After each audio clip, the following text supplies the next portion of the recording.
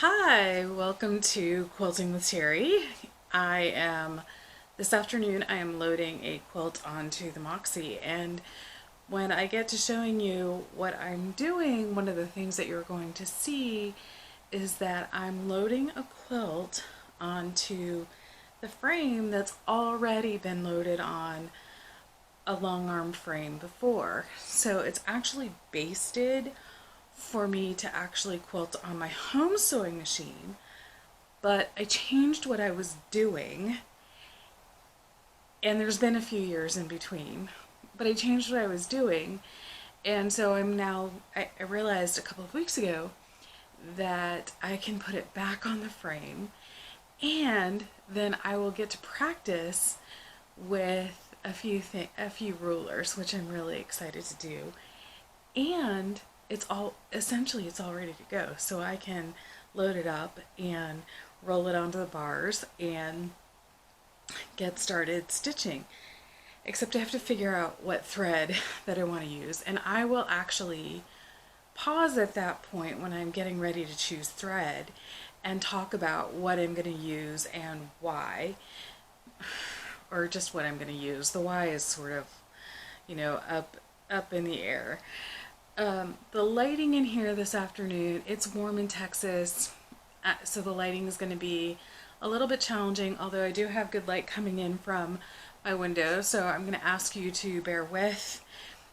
And I'm going to actually just have a lot of fun with this. So hang tight while I readjust the camera, angling it down so you can actually watch me loading. I'm gonna speed that video up, and then I'll get started quilting, and I'll talk a little bit more about rulers.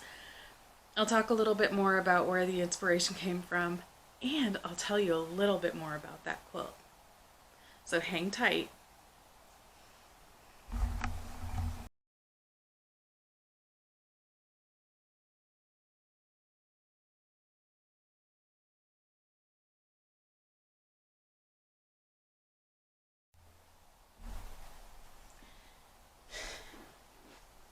I put this quilt on the frame some time ago, on my friend Debbie's frame some time ago, and she would let me come and baste quilts at her house, which made it super easy for me. This quilt was started, oh gosh, back in the day when my grandmother turned 90.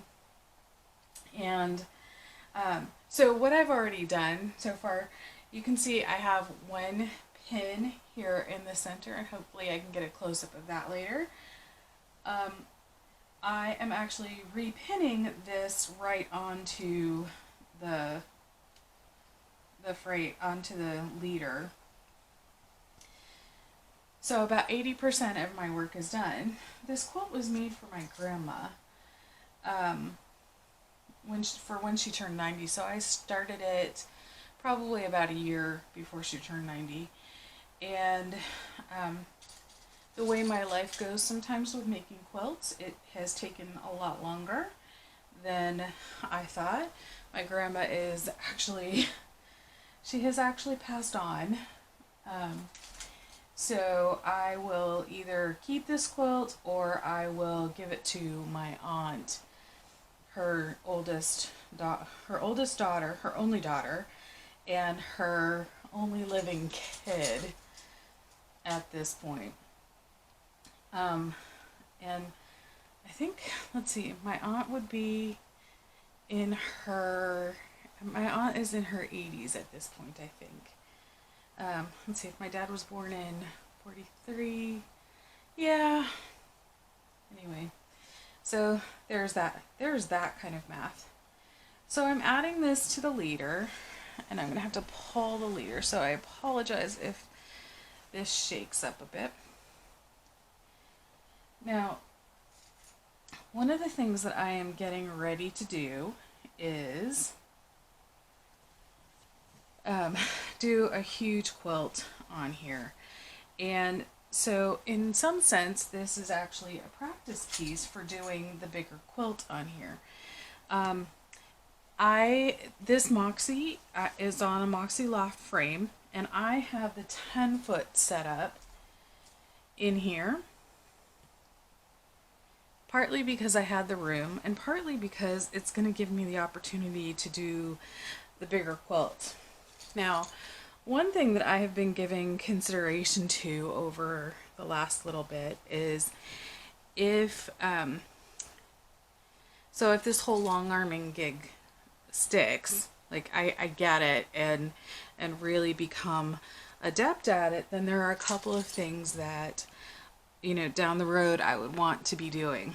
One thing that I know right now that I want on a bigger frame, well, partly a bigger frame, because I would like to be able to quilt king size quilts. And so that's one thing. The other thing that I would like to do is I am short. So I would eventually like to have a frame where I can work appropriately for my height. Now, that is very different than this. So this frame is set for people who are at least 5'2", and I'm going to do a workaround at some point, probably very soon. I am probably going to go over to Home Depot and find something that will accommodate my, will help me adjust for my height, so that I'm standing just a little bit taller on here. At some point down the road, one of the things that I would like to do is also get a saddle stool. And so that way, when I get to doing the tiny, fine work that I like to do, that I am very adept at doing on my home sewing machine, I would like to be able to do this on the long arm. And I think being able to sit and do the micro quilting will actually allow me to be able to do that. So there are already things that I'm thinking about long term with having a long arm in the house, which is kind of fun, you know, because I'm thinking, you know, this could actually work. It could be fun, and it could be fun to finish up those big quilts that I have been putting off for such a long time, because, you know, life happens. Goodness, I have to tell you, I am sort of enjoying this. Alright, so I have this pinned onto the leader, and it's probably one of the widest quilts I've done so far in here. So I'm going to take a few minutes. I'm going to make sure this is all kind of straight.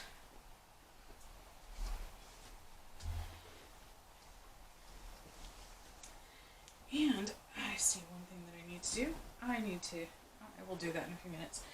The batting on here is too long, so at some point I am going to, when I get to the end, I'm going to trim some of that off. So I bring some of this quilt up here. So I'm not pulling too tightly. And every couple of turns, I'm going to smooth out up here. Just make sure that I'm keeping everything straight. And on my way. Okay.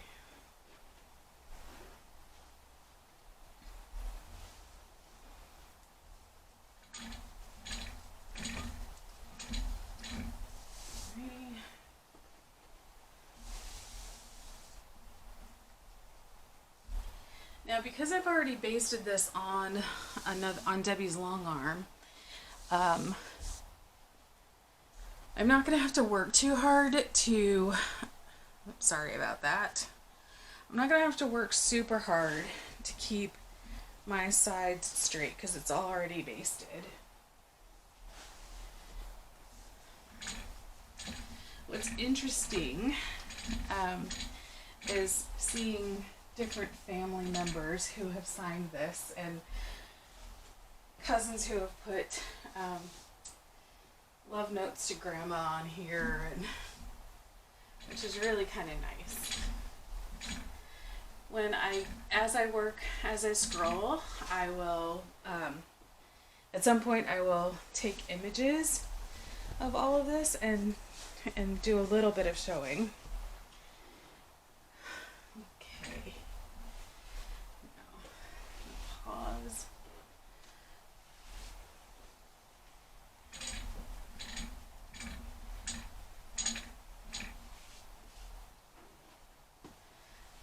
Keeping it relatively straight.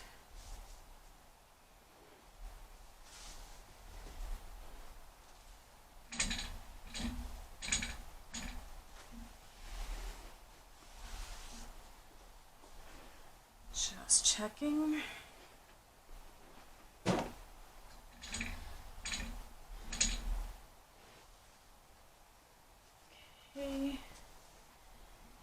Keep going. It's kind of fun, you know, learning new things and trying out new things.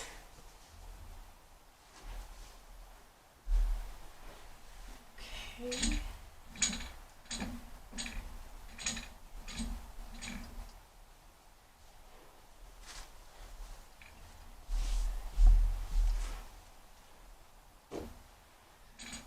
Alrighty. Move this up a little bit. Okay.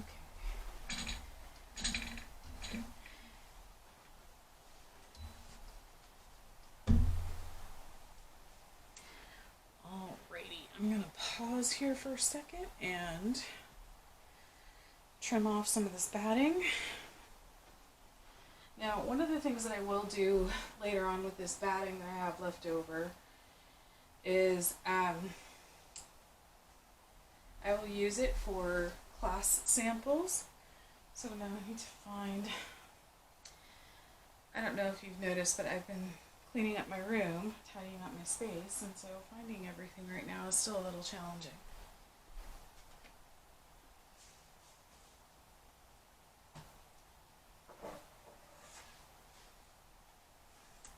Here we go. Alrighty. So I'm going to leave a little bit of batting on here. Not that the quilt is going to grow, it's just more for my sanity's sake.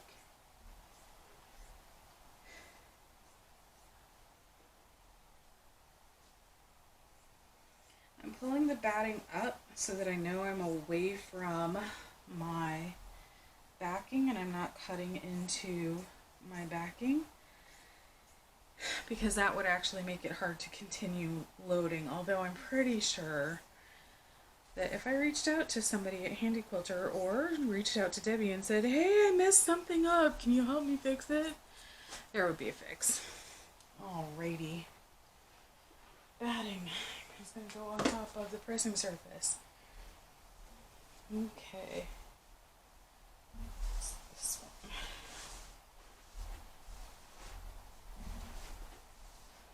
Let's pull this.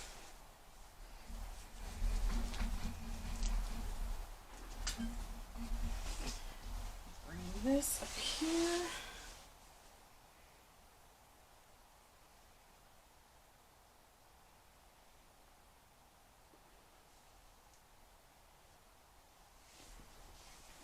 Do a quick center find. Actually, I'm just going to do it right here.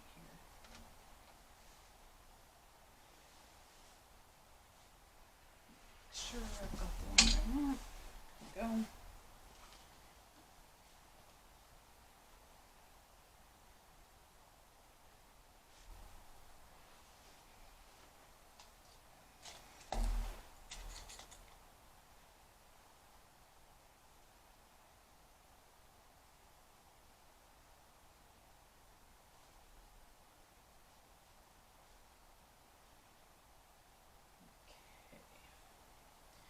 Now, one thing I like about these pins is that they're long and they are sturdy.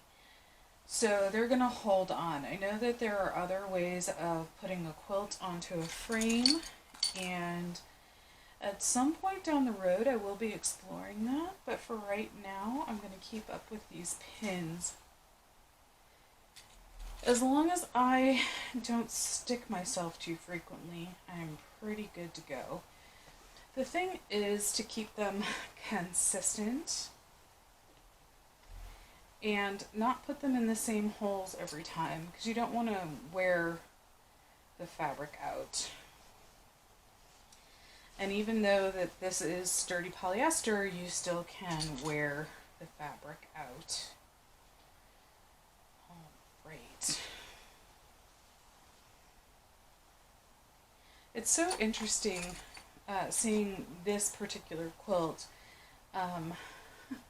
in part because it's blue and orange, blue, orange, greens, a little bit of white, in part because it was one of those fun days that I had at Debbie's house, and in part because I have so many memories of my grandma, and just miss her tremendously.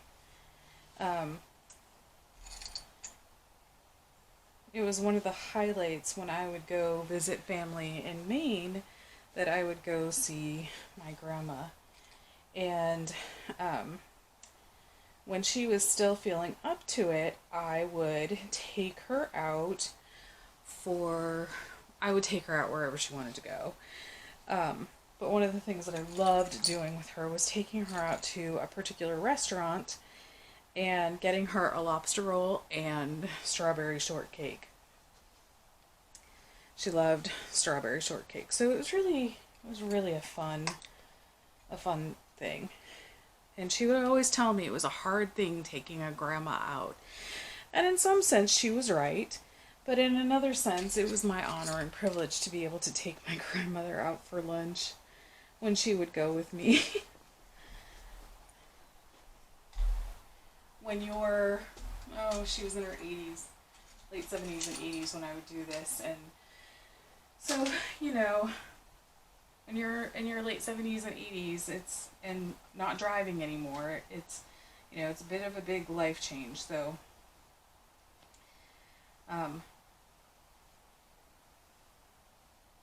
it was fun though. It was fun. Interesting talking to her too, because she, she was 97, a little older than 97 when she passed away, and so she lived a good long life. So if I get to live as old as she did, I am just over middle age, which is kind of a fun thing to think about. And she always reminded me of Mrs. Claus. Those images we have of Santa's wife. So she always reminded me of that. That's who she always reminded me of.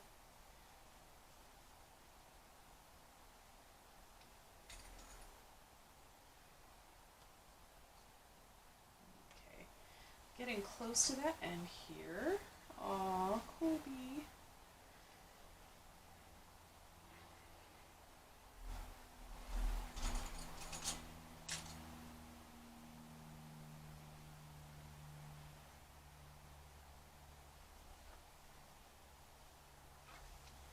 I'm gonna have to take an image of this and tag my sisters and cousins on Facebook.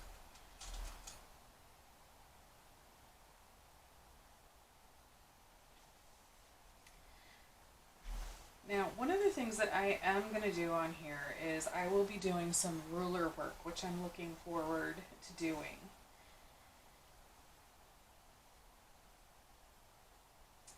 I was, over the last few days, I was watching a video that a friend of mine sent me to look at before she posts it on her teaching site. And I will have, when I post this video, I will include a link to her teaching site. And I'm going to try a couple of the techniques that she shared in her video because A, I think they're fun, and B, you know, learning a new skill is not always easy, and having, you know, I think we live in a really cool age for quilting, and having people who we can learn from, who know, like, not only who know what they're doing, but are just really good at showing you how to do things, makes it so much easier.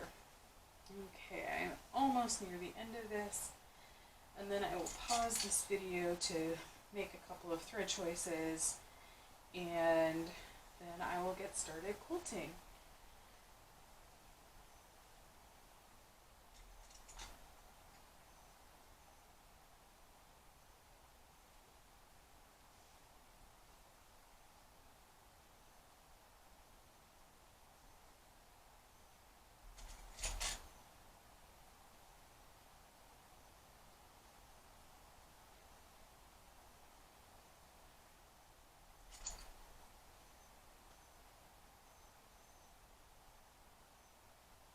Okay, I'm done putting this on, so I'm going to start.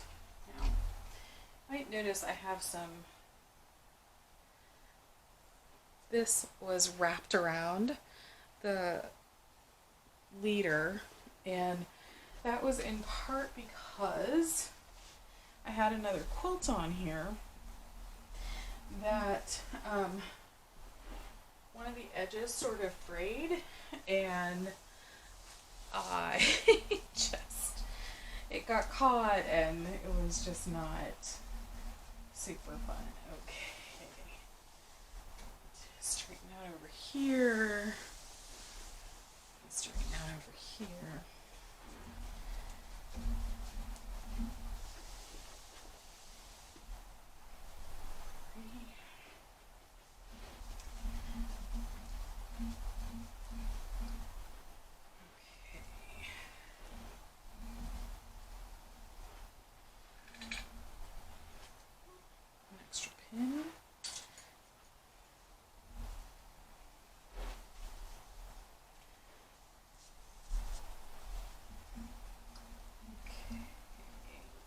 Going here.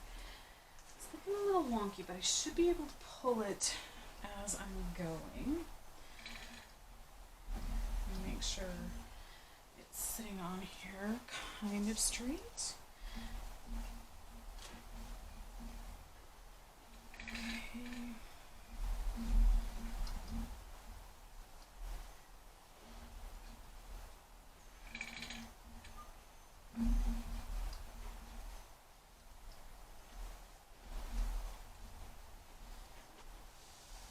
Going, loosen this up a bit.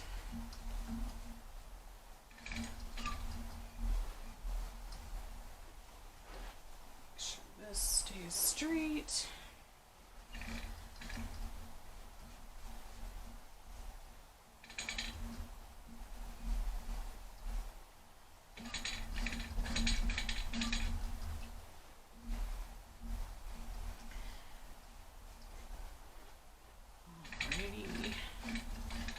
Almost to the beginning, which is very good. It's a very good place to be in. And it does seem to be straightening out. So, come down a bit more. Now, the one thing that I'm going to make sure I do is, just so you know, I'm going to move this a little bit. I'm just going to situate, and I'm going to make sure over here. Yes, okay. So what I was making sure right there is that I could hang tight for a second.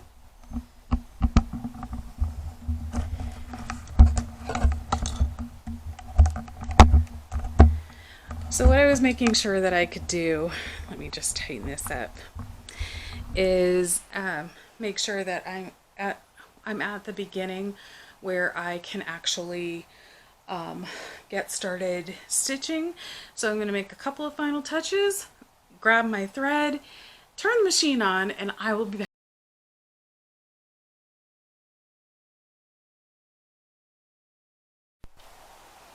Okay, I'm back for a minute. I wanted to share a couple of things with you that I'm looking at doing and using. So the first thing that I'm going to do is use this delightful color, this delightful King Tut thread. I love the purple and orange on here, and it will actually go with the quilt.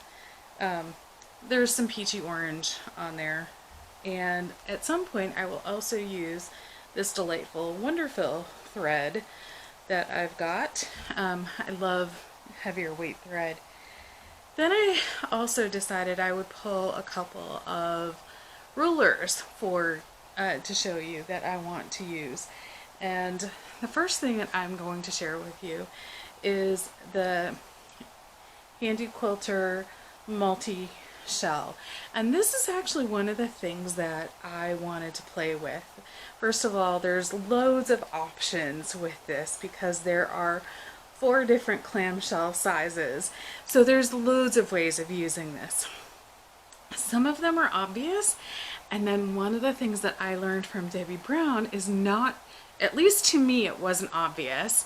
So I'm looking forward to at least giving that a try a couple of times to see how it works. So stay tuned for that. I'm also going to use the HandiQuilter Versatool. This one was designed by, if I hold it in front of me you can see it better. This was designed by Suzanne Heinlein, and this curve is the same as this curve, and you've got this delightful shape in here. One of the things that I like about this is that it does have the stops here, so I know where as I'm moving around, I know where I need to stop. On my home sewing machine, I really enjoy doing curved cross hatching, and I've always just made it up as I went along.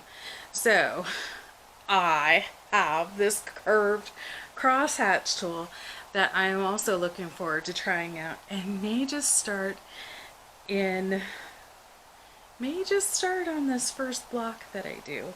One of the things that I like about long arming is that you're not you can kind of start anywhere. Generally you sort of work from the top down, but once you have the quilt basted, you can kind of go anywhere. It's just a matter of rolling the quilt up on what you have. The other tool that I'm definitely going to use is this Swiss cheese template. Now, I like circles. I am madly in love with circles, and there are a couple of places on here where I can see the quilt would benefit from having circles. There are a couple of design principles that I follow when I am quilting. If I want to highlight curved piecing, I will do more straight line stitching. If I want to highlight straight line stitching, I will do more curved piecing. What I'm looking forward to is checking out and seeing how I can play with the templates and the rulers so that I get some really fun designs and see what happens with thread. So so this ought to be fun. I can tell you right now, it's going to be an adventure. One of the things that I do need to do is change the thread, and that's going to take a few minutes, and I also need to check my email and make sure that's going to take a few minutes, so I'll be right back.